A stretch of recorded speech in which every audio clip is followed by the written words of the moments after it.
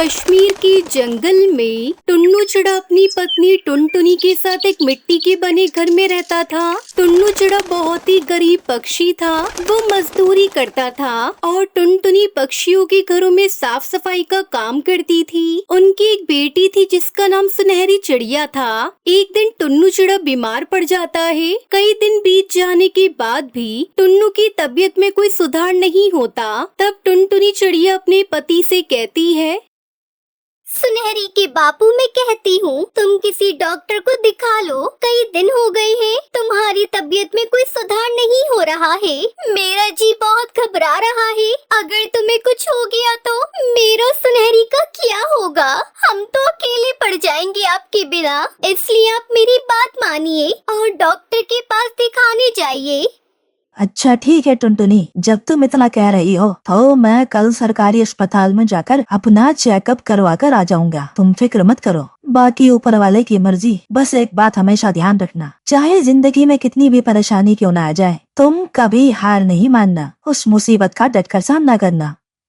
फिर अगले दिन चेकअप करने के बाद डॉक्टर टुन्नू चिड़ा और टुनटुनी चिड़िया को बताता है, मैं कुछ दवाइयाँ लिख देता हूँ, आप इन्हें समय समय पर देती रहिएगा। और हाँ, और 1 महीने तक इन्हें आराम करना होगा। और दवाइयाँ थोड़ी महंगी हैं, पर इन्हें देना जरूरी है। टुनटुनी चिड़िया के पास इतने पैसे नहीं थे कि वो इतनी महंगी दवाई खरीद सके। इसलिए वो अपना मंगलसूत्र सुनार के पास गिरवी रखकर उससे कुछ पैसे उधार ले आती है और घर जाकर अपने पति से कहती है, टुन्नू जी आप आराम करिए, मैं आपके लिए खाना लेकर आती हूँ। तभी उसकी बेटी गुड़िया अपनी माँ से कहती है, माँ, मैंने भोजन बना दिया है, तुम पिताजी को खिला दो और खुद भी खा लो। अरे गुड़िया बेटा, ये तो तूने बहुत अच्छा किया। जा जल्दी से तेरे पिताजी के लिए भोजन लेकर आ, मैं उन्हें खाना खिलाने के बाद दवाई भी दूंगी। तभी टुनटुनी की बेटी गुड़िया अपनी माँ से पूछती है, माँ, पिताजी को क्या हुआ है? कुछ नहीं बेटा, तेरे पिताजी के शरीर में खून की कमी हो गई है। घबराने की कोई बात नहीं है। फिर टुनटुनी चिड़िया अपने पति टुन्नू चिड़ा को भोजन खिला देती है। सुनिए जी, अब आप आराम कर लीजिए। इस तरह कुछ दिन गुजर जाते हैं। उसका सारा समय टुन्नू की देखभाल में ही निकल जाता था। टुन्नू चिड़ा की तबीयत लगातार बिगड़ती ही जा रही थी और एक दिन उसकी मौत हो जाती है। अब टुनटुनी चिड़िया उसकी बेटी गुड़िया अकेली हो गई थी। टुन्नू जी, आप हमें अकेला छोड़कर क्यों चले गए? मैं अकेली सुनहरी चिड़िया की देखभाल कैसे करूँगी?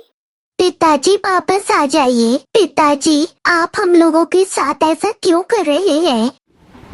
जंगल में बारिश का मौसम भी आ गया था। तेज बारिश हो रही थी। टुनटुनी चिड़िया को कुछ भी समझ में नहीं आ रहा था कि वो क्या करेगी। एक दिन सुनहरी चिड़िया उससे कहती है, माँ, अगर तुम कहो तो मैं तुम्हारी जगह काम करने चली जाऊँ। घर में सारा राशन खत्म हो गया है। ऐसा कब तक चलेगा माँ?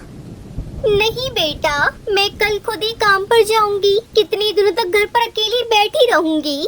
अगले दिन टुनटुनी काम पर जाती है। जब उसकी मालकिन सुंदरी कौवी उससे कहती है, अरे टुनटुनी, मैंने तेरी जगह दूसरी नौकरानी रख ली है। ये ले तेरे पिछले महीने की पगार। अब तुझे दोबारा यहाँ आने की कोई जरूरत नहीं है। बेचारी टुनटुनी चिड़िया वो पैसे लेकर घर वापस आ जाती है। माँ, आप इतनी जल्दी काम पर से वापस कैसे आ गई? आपकी तबीयत तो ठीक है ना? क्या बताऊँ बेटा, मालकिन ने मेरी जगह नई नौकरानी रख ली है। मैं सोच रही हूँ कल से पकोड़े बनाकर बेचना शुरू कर दूँ। वैसे भी बारिश का मौसम चल रहा है। इस मौसम में गरम गरम पकोड़े खाना सभी पक्षी पसंद करते हैं। अगले दिन से टुनटुनी चिड़िया बारिश के मौसम में अपने घर के बाहर पकोड़े बेचना शुरू कर देती है। पकोड़े ले लो, पकोड़े, गर्मा गर्म पकोड़े ले लो। खट्टी मीठी चटनी के साथ गर्मा गर्म पकोड़े ले लो। आलू प्याज के पकोड़े ले लो।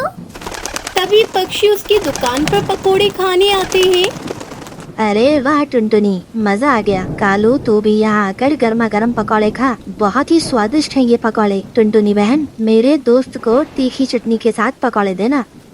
सभी पक्षी टुनटुनी के पकोड़े खाते हैं और उसकी तारीफ करते हैं। पकोड़ों की बिक्री देखकर टुनटुनी बहुत खुश थी। जल्दी टुनटुनी चिड़िया सारे पकोड़े बेचकर अपनी बेटी से कहती है, गुड़िया बेटा, मेरे पकोड़े सारे पक्षियों को बहुत पसंद आए हैं और जल्दी ही सारे पकोड़े बिक गए।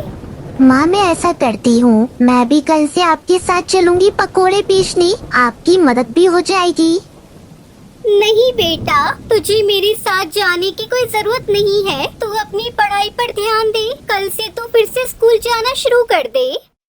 इस तरह बारिश में गर्मा गर्म पकोड़े बेचकर टुनटुनी चिड़िया अपना और अपनी बेटी सुनहरी का पेट पालने लगी और खुशी खुशी अपनी जिंदगी बिताने लगी। टुनटुनी एक बिन माँ की बच्ची थी जो अपने पिता के साथ रहती थी। उसके पिता बंटी कबूतर एक किसान थे। उन्होंने टुनटुनी के लिए दूसरी माँ लाने का विचार किया और दूसरी शादी कर ली। पर बंटी कबूतर की दूसरी बीवी लाडो चिड़िया टुनटुनी को बिल्कुल भी पसंद नहीं करती थी। एक दिन, टुनटुनी, पूरे दिन तुम रोटियां तोड़ती रहती हो, कुछ काम धाम है या नहीं? आप बोलो माँ, आप क्या काम करवाना चाहती हैं? मैं कर दूंगी। ये लो पैसे और पास की सब्जी मंडी से सब्जी ले आओ। ठीक है माँ। टुनटुनी पैसे लेकर सब्जी मंडी चली जाती है और जब वापस आती है तो आज तो सब्जी बहुत महंगी थी। सारे पैसे उड़ा आई क्या? माँ, आज सब्जी मंडी में सब्जी महंगी होने की वजह से थोड़ी सी ही सब्जियाँ मिली है। सब्जी महंगी थी या उन पैसों से चाट पकौड़ी खा लिया है? मैं सब जानती हूँ। थोड़ी सी ढील दी नहीं और तेरा उड़ना शुरू हो जाता है। नहीं माँ, मैं सच कह रही हूँ, मैंने कुछ नहीं खाया। चल रसोई में जा और खाना बना। खाना वाना कुछ बनाती नहीं, बहस करवा लो इससे। पता नहीं कब तक मूंग डलेगी मेरी छाती पर। टुनटुनी रसोई में खाना बनाने चली जाती है। मुझे कैसे न कैसे करके इस चिड़िया से अपना पीछा छुड़ाना होगा, नहीं तो मुझे जीवन भर इसे झेलना पड़ेगा। तभी लाडो को एक उपाय सूझता है। लाडो अपने सोने का हार टुनटुनी के घोंसले में छुपा देती है। सुनो जी, मेरा सोने का हार नहीं मिल रहा है। यही कहीं होगा, तुम रखकर भूल गई होगी। नहीं जी, मैंने चारों तरफ देख लिया है पर मुझे नहीं मिला। बस एक टुनटुनी का घोंसला रह गया है, उसकी तलाश लेनी है। ये कैसी बात कर रही हो? आखिर टुनटुनी तुम्हारा हार क्यों चुराएगी? मैंने कब कहा चुराएगी, पर एक बार तलाशी लेने दो, क्या जाता है। लाडो टुनटुनी के घोंसले की तलाशी लेती है। वहाँ उसे अपने सोने का हार मिल जाता है क्योंकि ये हार उसी ने रखा था। देखा, मैं ना कहती थी, मेरा सोने का हार टुनटुनी ने ही चुराया है। अब तो सब आपकी आंखों के आगे है। अब तो विश्वास हो गया ना कि टुनटुनी चोर है। इसकी नजर हमेशा मेरे सोने के हार पर रहती थी और आज तो इसने चुरा भी लिया। टुनटुनी, ये क्या है? तुमने अपनी माँ का सोने का हार चुराया है? तुम्हें किस बात की कमी है जो तुमने ये सब किया?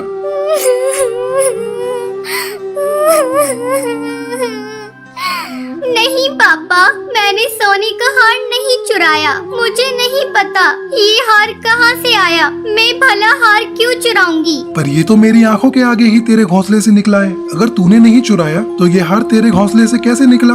देखिए, एक तो चोरी, ऊपर से सीना जोरी। या तो इस घर में अब ये रहेगी या फिर मैं। कल को अगर मेरा कोई और सामान इसने चुरा लिया तो मैं तो कंगाल हो जाऊंगी। नहीं पापा, मैंने कुछ नहीं किया। मुझे घर से मत निकालिए। आज के बाद आपको कोई शिकायत का मौका नहीं दूंगी। मैं एक कोने में रहूंगी। माँ, मुझे घर से मत निकालो, मैं घर का सारा काम करूंगी।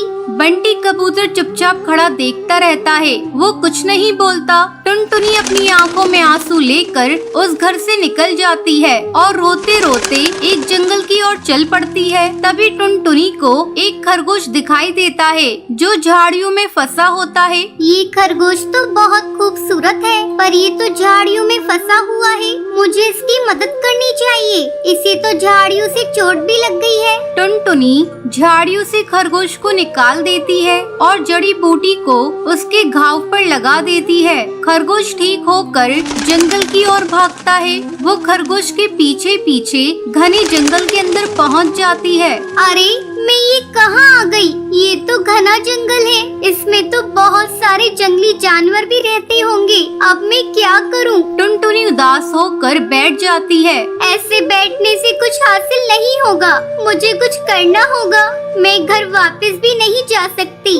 मेरा तो कोई ठिकाना भी नहीं है। मुझे यहीं पर रहना होगा, इस जंगल में। पर मैं इस घनघोर जंगल में जंगली जानवरों के बीच कैसे रहूंगी? अच्छा है कोई जानवर मुझे खा जाए, क्योंकि अब मेरा जीवन बेकार है। पापा ने मुझे घर से निकाल दिया और माँ मुझे छोड़कर चली गई। अब मैं जीकर भी क्या करूंगी?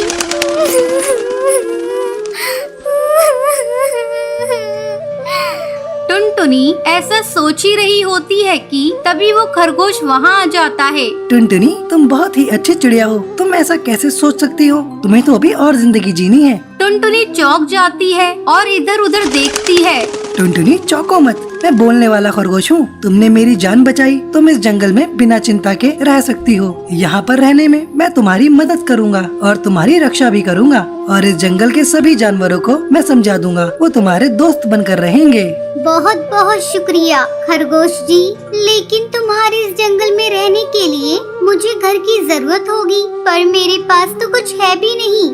इसमें मैं तुम्हारी मदद कर सकता हूँ। यहाँ पास में ही बहुत सारे पेड़ हैं और बहुत सारा मिट्टी का ढेर रखा हुआ है, उससे तुम अपना मिट्टी का घर बना सकती हो। जाओ वहाँ से मिट्टी लेकर आओ, उस मिट्टी से तुम्हारा बहुत खूबसूरत घर बनेगा।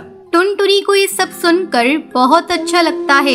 वो मिट्टी पेड़ के पास से ले आती है और एक बहुत ही सुंदर घर बनाती है। साथ ही नहाने के लिए एक स्विमिंग पूल भी बनाती है, जो बहुत ही खूबसूरत होता है। उसके मिट्टी के बने हुए घर से जंगल में एक रौनक सी हो जाती है। वाह टुनटुनी, तुमने तो कमाल कर दिया। ये तो जंगल के सभी घरों से बिल्कुल अलग और सुंदर है। उसके बाद टुनटुनी घर में खुशी खुशी रहने लग जाती है।